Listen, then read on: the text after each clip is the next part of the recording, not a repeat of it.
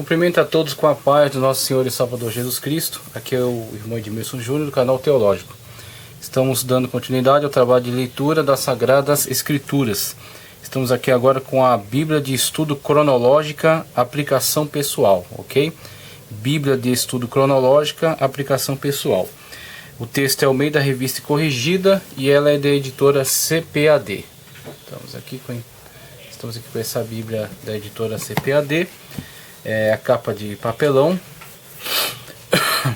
E vamos então observar tanto o texto, né, quanto os estudos que ela nos apresenta, os recursos com que ela nos vai ajudar para o entendimento melhor acerca das Sagradas Escrituras. Então temos aqui a contracapa da Bíblia de Estudo Cronológica, tradução de Degmar Ribas Júnior. É a primeira edição, lançada em 2015. Algo que eu quero observar junto com vocês é o sumário. Okay? O sumário apresenta como que ela vai trabalhar esses textos cronologicamente. Então eu achei muito interessante a maneira como foram organizados os textos, né, para seguir então nessa cronologia proposta.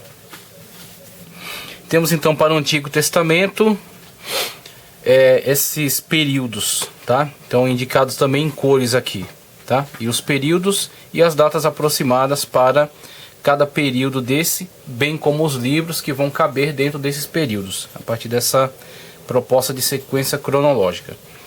Então, para começos, data indefinida, 2100 a.C., livro de Gênesis está presente nesse local aqui, nesse grupo. Para esse segundo período temos a família escolhida de Deus, 2100 a 1800 a.C., entre 2100 a 1800 a.C. Aqui para o terceiro período, nascimento de Israel, entre 1800 e 1406 a.C. Temos os livros, no segundo grupo, família escolhida de Deus, são Gênesis e Jó. Gênesis e o livro de Jó, que acredita-se que tenha sido escrito por Moisés, recebendo revelação de Deus, bem como algumas tradições das épocas patriarcais, tá? Para o terceiro período, nascimento de Israel, entre 1800 e 1406 a.C. Temos nesse período Êxodo, Levítico, Números, Deuteronômio e Salmos. E aqui temos a indicação também das páginas, né? Então esses livros estão dentro desse período denominado Nascimento de Israel. Primeiro, segundo, terceiro, quarto período agora, a posse da terra, que é o período que estamos estudando, né? O período que inclui o livro dos Juízes. A posse da terra, 1406 a 1050 a.C. Incluem os livros de Josué, Juízes, Rute e primeiro livro de Samuel. Vamos dar continuidade, só um minuto. Posse da terra, agora este período aqui denominado Monarquia Unida,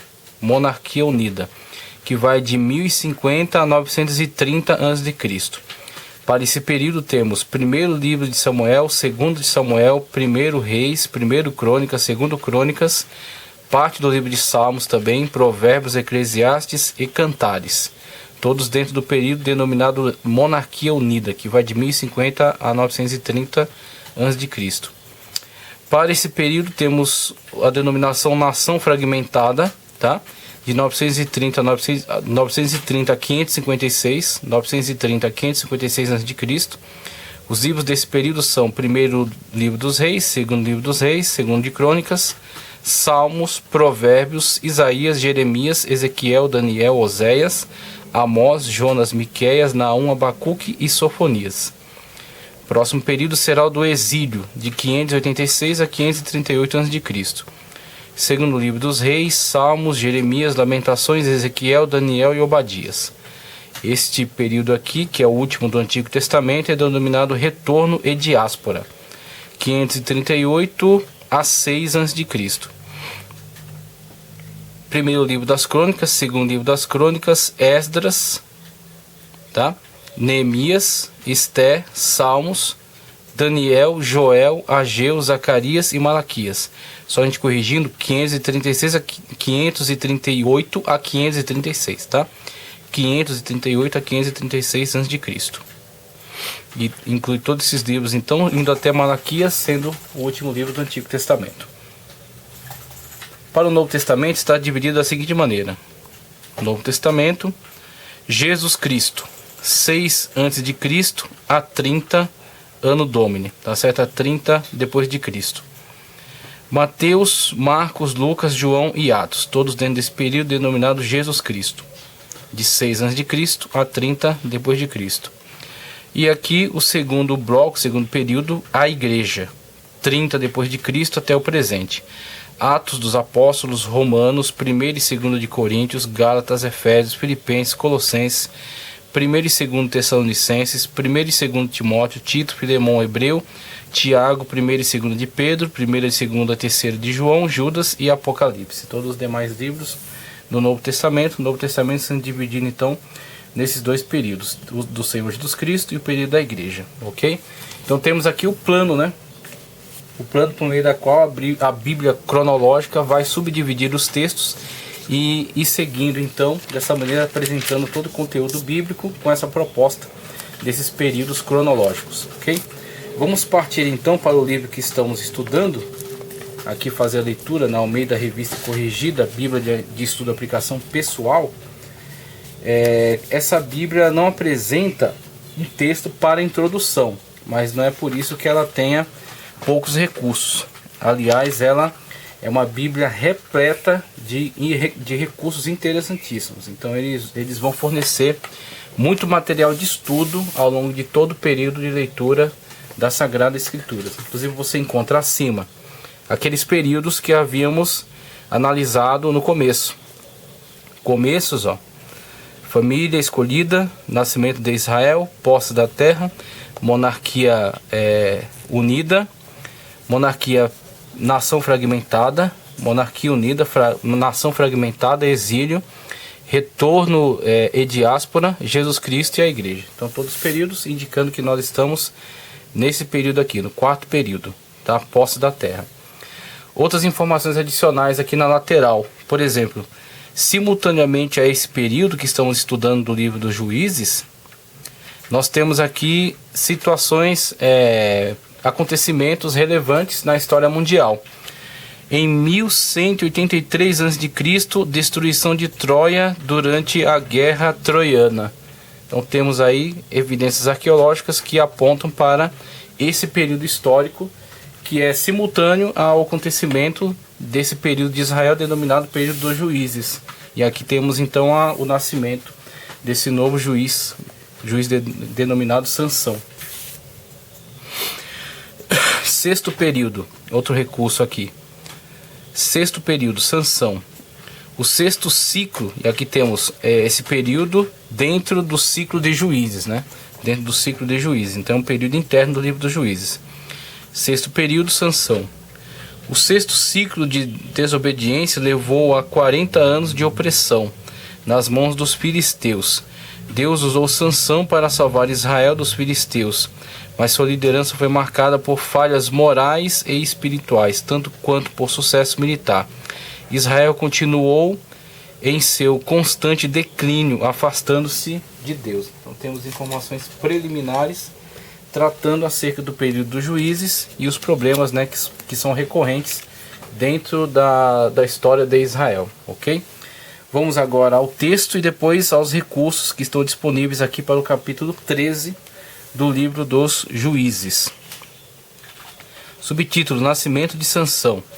E aí temos aqui o texto, né, que está sendo estudado, que é Juízes 13, 1 ao 25, para essa perícope aqui. Vamos lá. E os filhos de Israel tornaram a fazer o que parecia mal aos olhos do Senhor. E o Senhor os entregou na mão dos filisteus por 40 anos. E havia um homem de Zorá, da tribo de Dan, cujo nome era Manoá, e sua mulher era estéril e não tinha filhos. E o anjo do Senhor apareceu a esta mulher e disse-lhe: Eis que agora és estéril. Continuando. na página 406. Isso. E nunca tens concebido.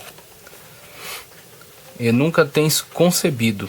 Porém conceberás e terás um filho. Versículo 4 agora. Agora, pois, guarda-te de que bebas vinho ou bebida forte, nem comas coisa imunda. Porque eis que tu conceberás e terás um filho, sobre cuja cabeça não passará navalha, porquanto o menino será nazireu de Deus, desde o ventre. E ele começará a livrar a Israel da mão dos filisteus. Versículo 6. Então a mulher entrou e falou com seu marido, dizendo: um homem de Deus veio a mim, cuja vista era semelhante à vista de um anjo de Deus, terribilíssima, e não lhe perguntei de onde era, nem ele me disse o seu nome. Verso 7. Porém disse-me: eis que tu conceberás e terás um filho. Agora, pois, não bebas vinho, nem bebida forte, e não comas coisa imunda, porque o menino será nazireu de Deus, desde o ventre até o dia de sua morte. O voto especial que seria realizado em relação a Sansão por ordenança do próprio Deus, falando por meio de seu anjo. Versículo 8. Então Manoá orou instantaneamente ao Senhor e disse: ah, Senhor meu, rogo-te que o homem de Deus que enviaste ainda venha para nós outra vez e nos ensine o que devemos fazer ao menino que há de nascer. Verso 9. E Deus ouviu a voz de Manoá, e o anjo do Senhor veio outra vez à mulher, e ela estava no campo, porém não estava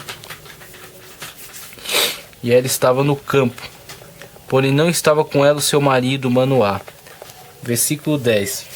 Apressou-se, pois, a mulher e correu e noticiou a seu marido e disse-lhe: eis que aquele homem que veio a mim no outro dia me apareceu. Versículo 11. Então Manoá levantou-se e seguiu a sua mulher, e veio aquele homem e disse-lhe: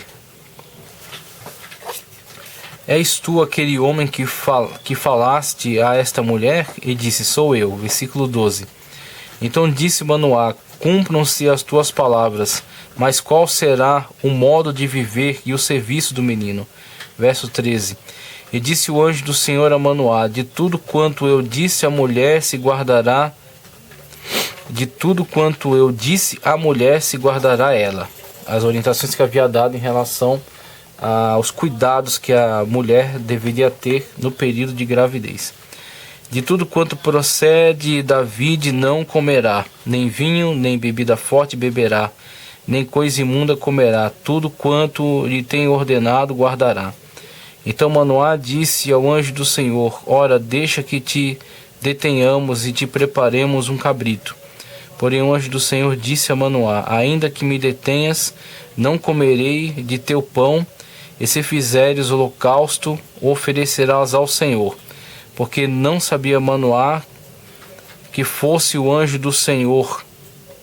E disse Manoá ao anjo do Senhor: qual é o teu nome, para que quando se cumprir a tua palavra te honremos? E o anjo do Senhor lhe disse: por que perguntas assim pelo meu nome, visto que é maravilhoso? Guardem bem essa designação, que ela será novamente retomada no livro do profeta Isaías. Qualificações do Emanuel, do Messias, do Senhor Jesus. Dentre elas, maravilhoso. Versículo 19. Então Manoá tomou um cabrito e uma oferta de manjares e os ofereceu sobre uma penha ao Senhor. E agiu o anjo do Senhor maravilhosamente, vendo Manoá e sua mulher. Versículo 20. E sucedeu que, subindo a chama do altar para o céu, o anjo do Senhor subiu na chama do altar, o que vendo Manoá e sua mulher caíram em terra sobre o seu rosto. Versículo 21.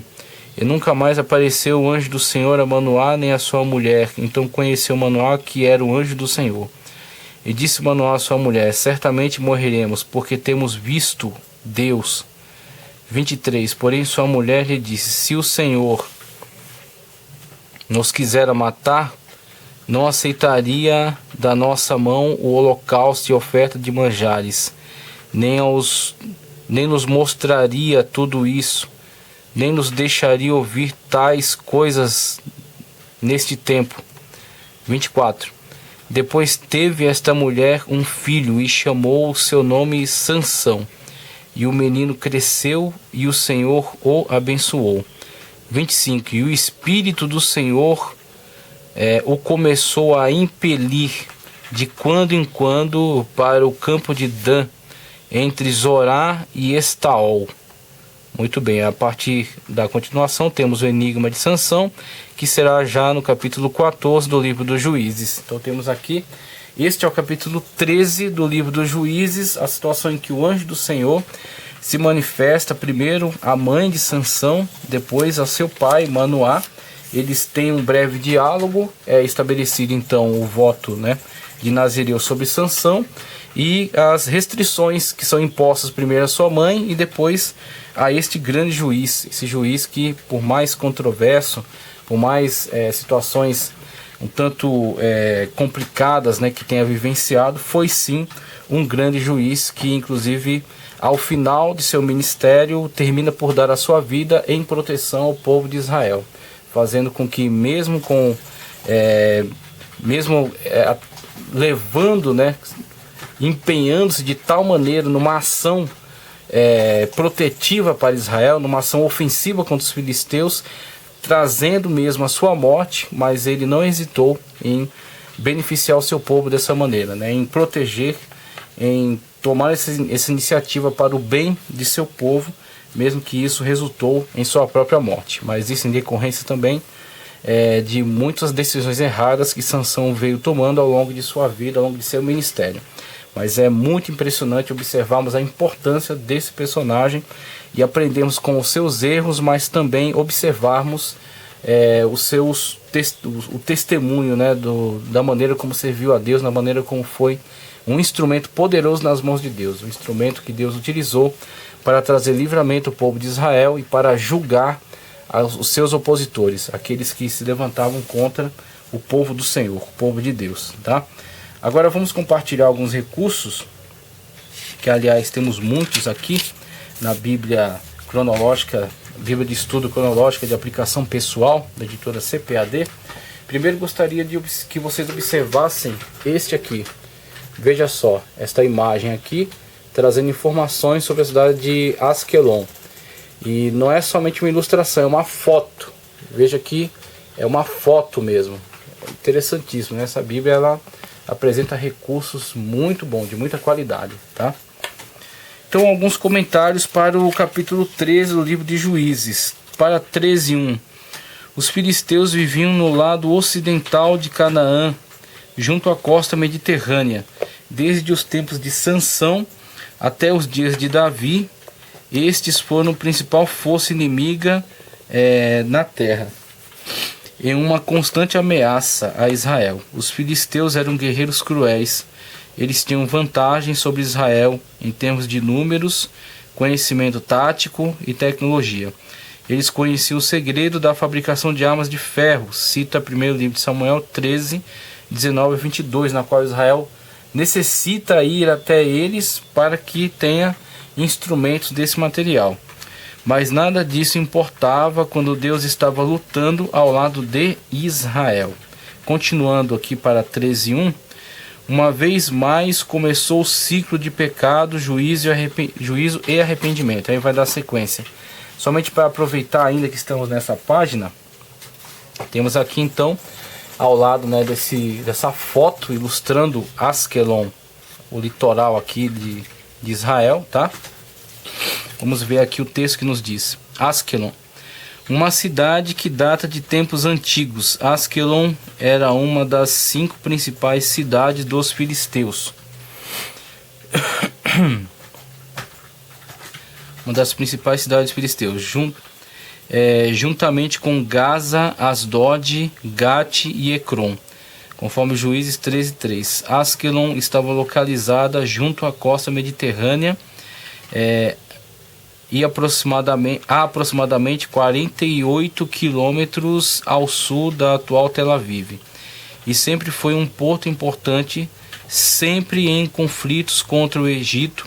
Foi tomada por Ramsés II, tá certo? Aproximadamente 1286 a.C., e por Meneptah, aproximadamente 1220 a.C. Asquelon é mencionada como uma das cidades conquistadas por Judá, Juízes 1:18. Depois da invasão dos filisteus a Canaã, no século 12 a.C., a cidade se tornou um dos principais centros dos invasores. Quando o enigma de Sansão foi respondido, devido à fraude de sua esposa Filisteia, Sansão deu vazão à sua ira em Asquelon, matando 30 homens, Juízes 14:19, que será a próxima leitura, né? Asquelon foi parcialmente responsável por remover a tribo de Dan de sua terra. Por isso Sansão, um membro daquela tribo, provavelmente tinha uma rixa de longa data com aquela cidade.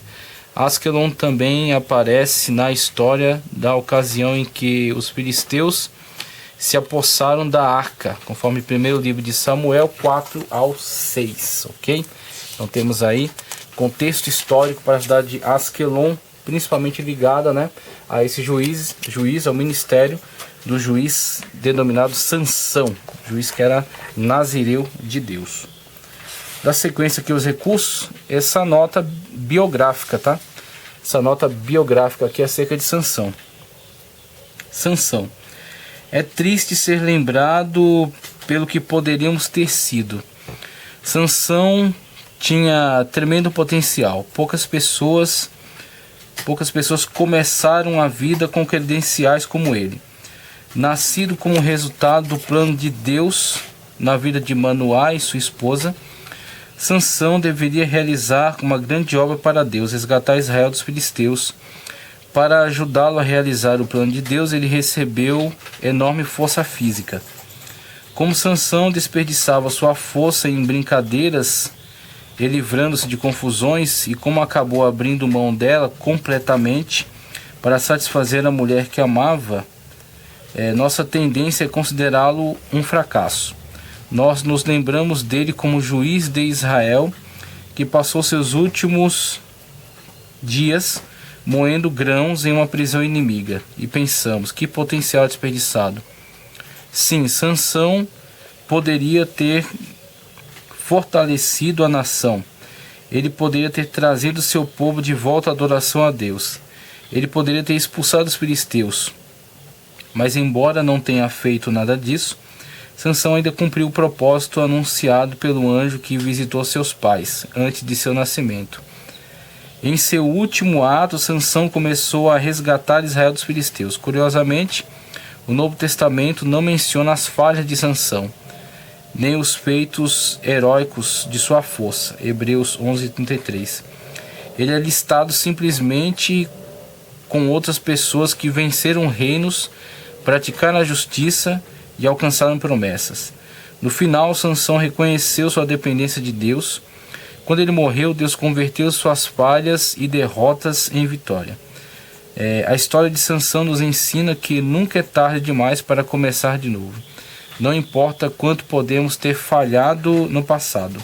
Hoje não é tarde demais para que depositemos toda a nossa confiança em Deus, ok? Então, aqui faz jus o título Bíblia de Estudo e Aplicação Pessoal. Então, ele toma aqui a história de Sansão para trazer um comentário devocional, tá? Um comentário que de fato está bem relacionado, né, ao contexto histórico de Sansão. Mesmo com todos os seus erros, foi sim um importante juiz para Israel, e mesmo em seu último momento pôde realizar um grande feito, trazendo todo aquele edifício sobre si, não com a intenção de se suicidar covardemente, mas como iniciativa de ataque, o seu último ataque, última possibilidade de ofensiva contra essa nação que terrivelmente perseguia Israel, a nação dos filisteus, ok?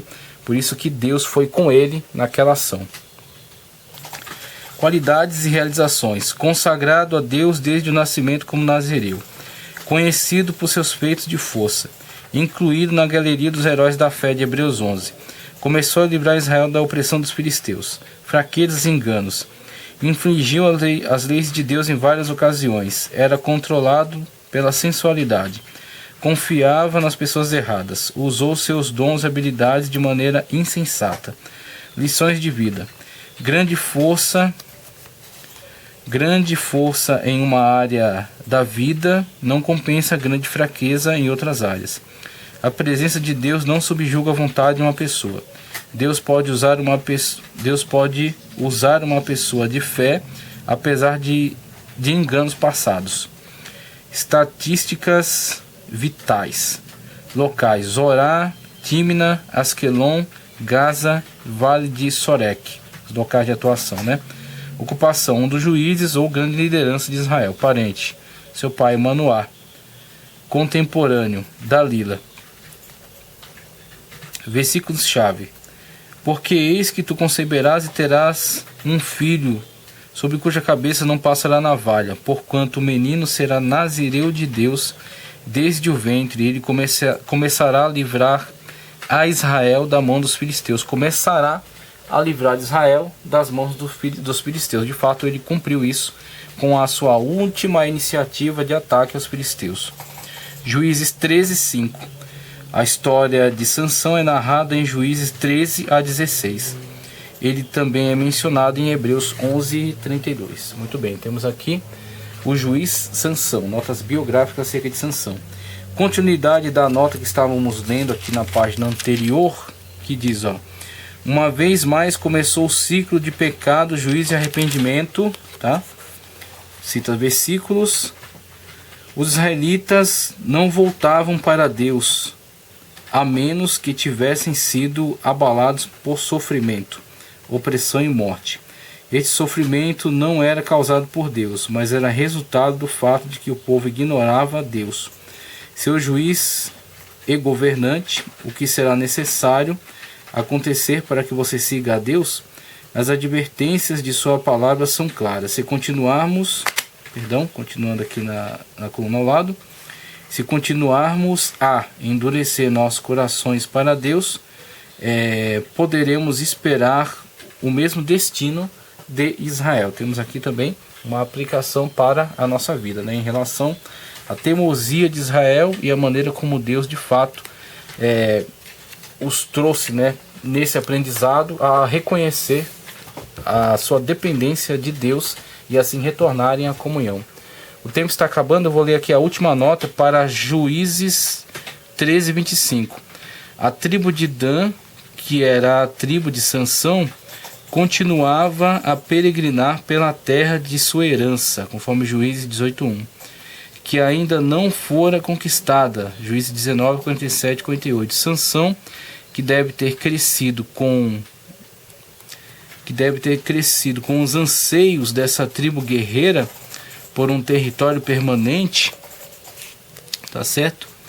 E um território permanente e colonizado, assim as suas vistas ao acampamento da tribo o corroíam, e o Espírito de Deus começou a prepará-lo para a sua função como juiz, líder contra os filisteus. Talvez haja coisas que comovam seu coração. Essas coisas podem indicar áreas em que Deus quer usar você.